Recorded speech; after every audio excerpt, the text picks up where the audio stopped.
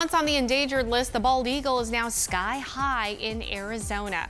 Arizona Game & Fish reporting that our bald eagle population is thriving with a record 82 eaglets hatched last year. That's fantastic. We're talking that's up from 79 in 2016. And this year could be even better. We have 67 eagle couples. That's up from only 11 back in 1978. So more eagle babies, they are expected this year. That is fantastic. That's exciting because they got dangerously low there for a while. I know. And having the bald eagle go extinct would have been horrible. Oh, So kidding. good news there.